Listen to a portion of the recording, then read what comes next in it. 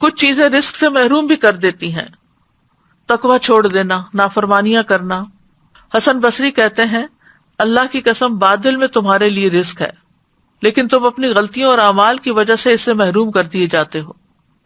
پھر یہ کہ ناشکری رزق کی بربادی کا سبب بنتی ہے۔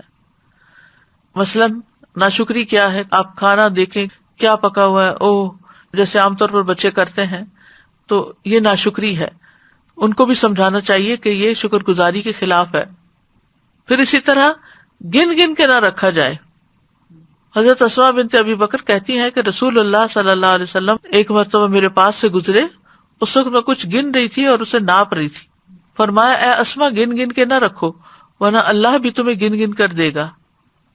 کہتی ہیں کہ رسول اللہ صلی اللہ علیہ وسلم کے اس ارشاد کے بعد میں نے اپنے پاس سے کچھ جانے والے یا آنے والے کو شمار نہیں کیا، نہیں کچھ میرے پاس آیا، کتنا مال آیا کتنا گیا اس کو میں نے کبھی گنا نہیں، آنے والے روپے پیسے کو مراد ہے۔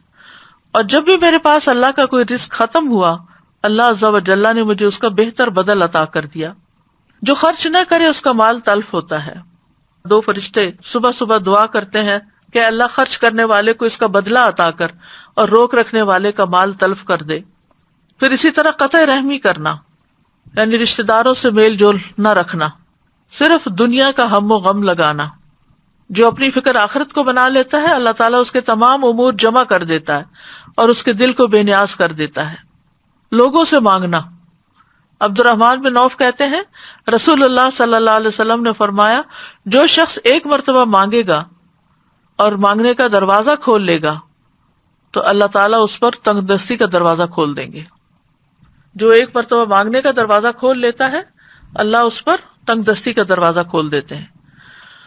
اسی طرح جسے شدید ضرورت پڑ گئی اور اس نے لوگوں پہ پیش کر دیا تو اس کی وہ حاجت دور نہ ہوگی، اور جس نے اللہ پہ پیش کیا اللہ تعالیٰ عنقریب اس کو بے پرواہ کر دے گا۔